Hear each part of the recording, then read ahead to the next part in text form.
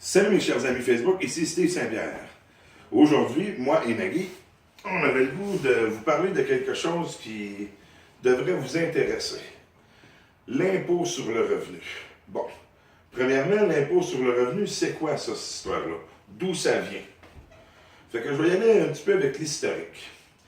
Durant la Première Guerre mondiale, de 1914 à 1918, ils ont inventé ce qu'ils appellent l'impôt sur l'effort de guerre. Ça, c'est que le Canada voulait enrôler 100 000 hommes, les armer, les entraîner, etc. Fait que pour l'effort de guerre, ils ont installé l'impôt sur le revenu. Bon. Fait que l'impôt sur le revenu, graduellement, a fini par s'imposer. C'est-à-dire qu'à la Deuxième Guerre mondiale, il y a eu encore le retour de l'impôt sur l'effort de guerre. Puis l'impôt sur l'effort de guerre, en 1943, environ 1945, est devenu, du moins par le nom, est devenu l'impôt sur le revenu. Officiellement, en 1972, tout a été scellé dans le béton. C'est-à-dire que l'impôt sur le revenu était là, mais était là pour rester là. Bon. Fait que l'impôt, c'est quoi ça l'impôt? La guerre est finie, ça fait longtemps, tant qu'à moi, hein? Bien, il y en a qui vont me dire, oui, mais avant la guerre, on n'avait pas autant de services qu'aujourd'hui. C'est vrai. Mais il y a une chose, c'était beaucoup plus corrompu à l'époque. Puis la corruption drainait tout l'argent des contribuables. Parce qu'à l'époque, c'était beaucoup de la corruption industrielle. Imaginez-vous, là, on parle de l'époque de l'ère de Maurice Duplessis, là. Tu sais, là, Maurice Duplessis, député de 1937 à 1939, a été premier ministre du Québec de 1937 à 1939, puis naturellement de 1940 à 1960, je pense, l'ère Duplessis. Là. En tout cas, bref, c'était corrompu jusqu'à moi la punière dans ce temps-là. Là. Fait que tout l'argent des contribuables était drainé par la corruption. Là. Fait que oui, on aurait pu avoir des services, mais non, on n'avait pas à cause de la corruption.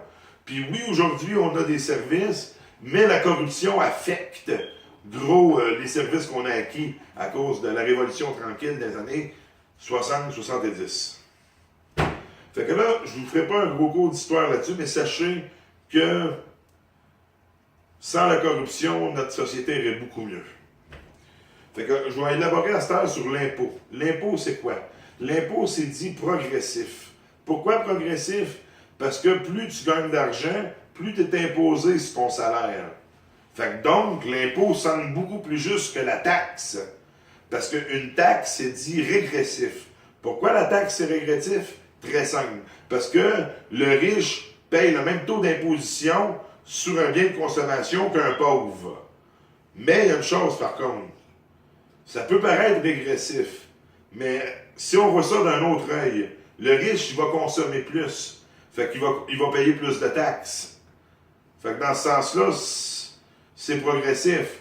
Puis à ce temps, l'impôt sur le revenu, imaginez-vous donc que dans la théorie, c'est progressif. Mais dans les faits, dans la réalité, quand on pense qu'il y a des mots magiques comme l'évitement fiscal, qui fait en sorte qu'on peut utiliser puis mettre les riches, parce que naturellement, c'est pas toutes les tranches de population qui ont accès à l'évitement fiscal. Parce que la manière dont ça fonctionne, c'est que y a une certaine tranche de population que les autres ne peuvent pas échapper à l'impôt. Mais plus tu es riche, plus tu peux échapper à l'impôt. Fait que dans ce sens-là, plus tu es riche, plus tu as de possibilités de payer ces personnes-là qui, exemple, des génies comptables puis des fiscalistes, qu'eux autres, avec le droit, vont te permettre d'utiliser des paradis fiscaux puis d'échapper à l'impôt canadien, exemple. Là. Fait que j'élaborerai pas trop sur les...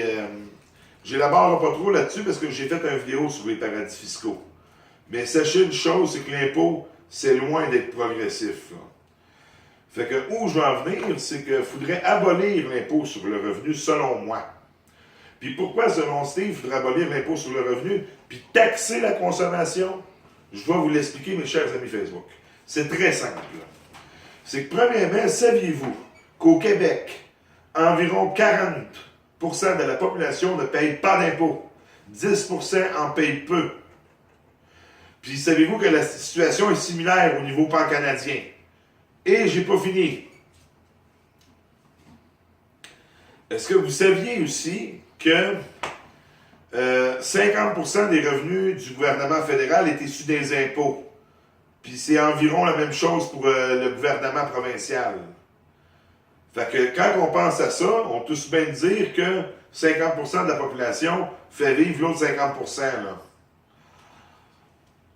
Mais, comment je pourrais dire ça? Pour rétablir les choses, puis équilibrer les choses, pour que tout le monde puisse contribuer à la société également, il faudrait abolir l'impôt sur le revenu, qui ne sert plus à rien d'ailleurs, puis taxer la consommation.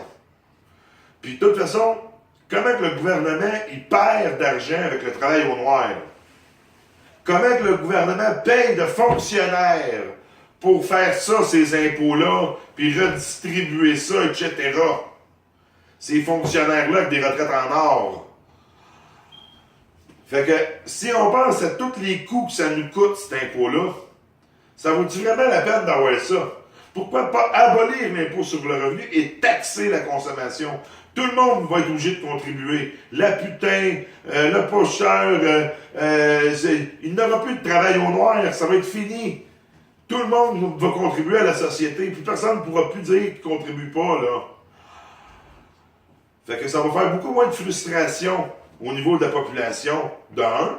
Puis de deux, ça va diminuer l'écart entre les riches puis les pauvres. Puis ici, à bien y penser, pourquoi abolir l'impôt sur le revenu, on va vous le dire aussi. C'est pour donner un moyen de pression au peuple. Ça, j'avoue que le gouvernement ne le veut pas. Devinez pourquoi que le gouvernement, il vous a servi comme ça, en prenant votre argent sur vos impôts. Devinez, on va vous dire pourquoi que le gouvernement prend de l'argent, c'est pour vous asservir.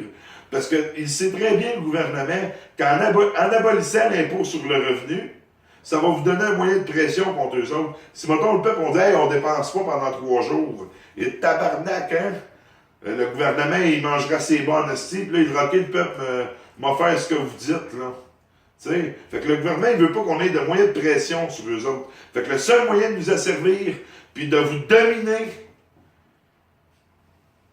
c'est avec l'impôt sur le revenu. Il faut abolir l'impôt sur le revenu. Il faut l'abolir.